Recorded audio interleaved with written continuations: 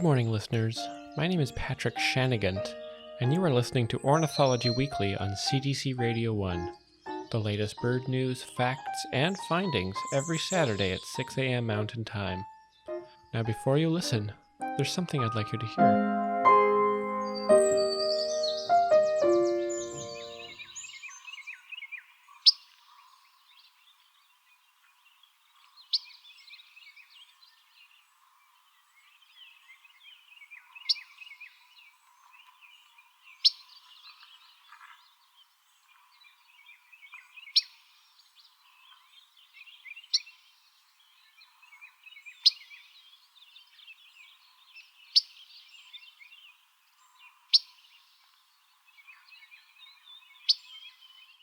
You just heard the cheerful chirps of the painted bunting.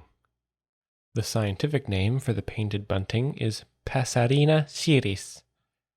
Passerina means painted, and ciris means bunting. The painted bunting lives in the southern United States and Mexico. In 2013, I was visiting a fellow birder at her villa in Tampico, Mexico, when I first saw this magnificent bird in person. We were lunching alongside the Panuco River when I heard the call of a bird I had only ever seen in movies. There, perched on the branch of an ajoete tree, was a painted bunting. Such a well-painted bunting I never thought I'd see. The purple head, the orange breast, all the primary colors crashing and dashing and flashing with every beat of its little wings. I was overcome with joy at this sight, but I also felt a pang of despair for my friend who could see the little bunting but is colorblind. I understood the severity of her colorblindness the moment I arrived at her villa and witnessed the horrid clashing of colors in her interior decorating. Brown and yellow everywhere, like the inside of a McDonald's hamburger in a basement in the 1970s.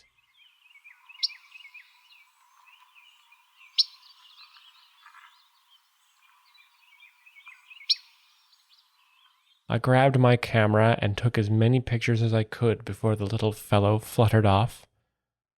One of the joys about birding is how much you learn about yourself with every bird encounter. The painted bunting is one of the most exceptional examples of male beauty in the animal kingdom.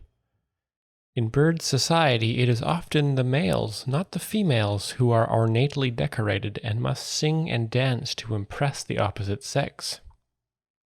In the world of humans, it is often expected that the female will adorn herself in fine pearls and dance around the maypole to attract a suitor.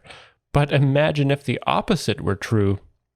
When I was a young lad seeking the approval of the opposite sex, I took too many lessons from the bird world.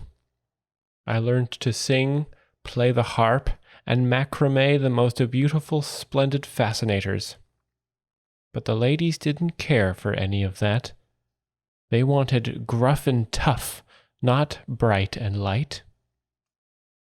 Luckily, I moved to Salt Spring Island, where I can play my harp and still be considered a hypersexual alpha male.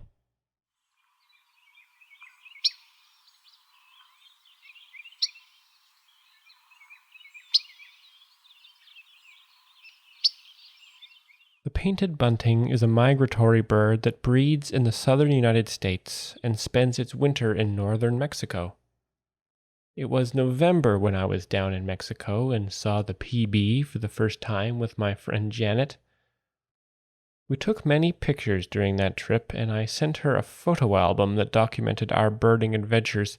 I titled it PB&J for Painted Bunting and Janet, but it sounds like the famous sandwich. On Tuesdays, I paint watercolors down by the beach on Salt Spring. Occasionally, I paint the painted bunting and imagine that I can hear its calls all around me. This bird is so indescribably beautiful, I wish this were the kind of radio show that had a video available. Unfortunately, there is no internet on Salt Spring Island, and the only way I can even access my email is through my ham radio.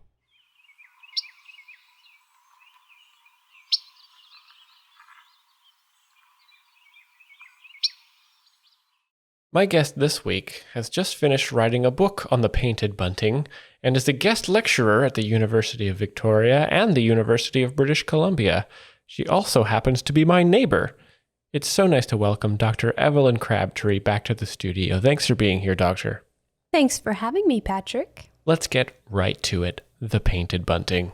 Just incredible.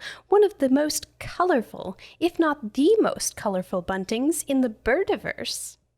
I would ask you what inspired you to write about the painted bunting, but that is a silly question to ask considering the painted bunting was just recently voted the most inspiring bird of 1998.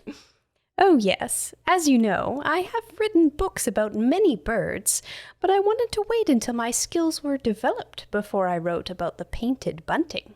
Well, I must say I thoroughly enjoyed your book, and your writing, as always, has been engaging and thoughtful. Oh, thank you, Patrick. That is so kind of you to say. If somebody were interested in writing about a particular bird, what would be some skills they should work on developing? That's a great question, Patrick. I think that before you write about birds, it is important to learn how to properly observe them. And how does one do that? Simply earn a PhD in ornithological observance. But honestly, nobody in this field will take you seriously unless you have the proper credentials.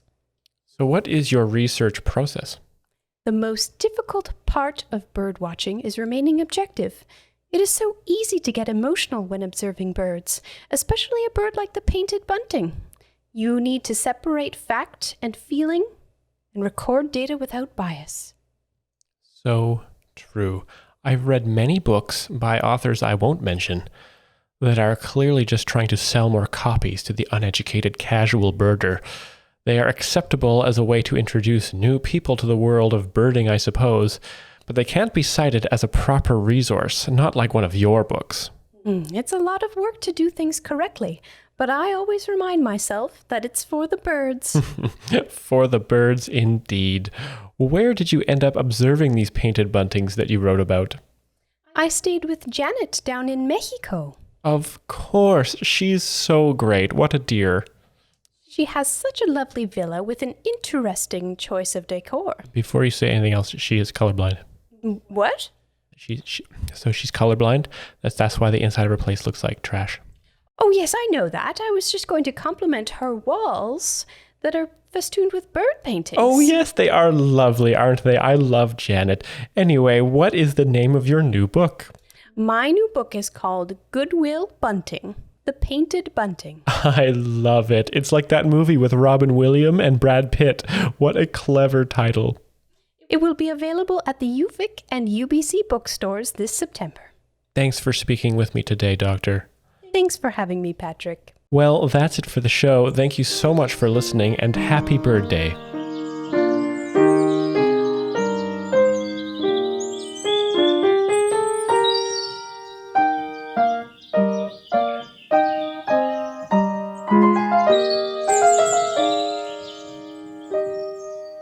Hello, listeners. It's Patrick Shannigant here. In post-production, I realized I may have pronounced Mexico as Mexico, which is, of course, not only incorrect, but offensive, and I apologize. Thank you very much. I hope you will forgive me. I will be back next week with more bird news, facts, and findings. Happy Bird Day.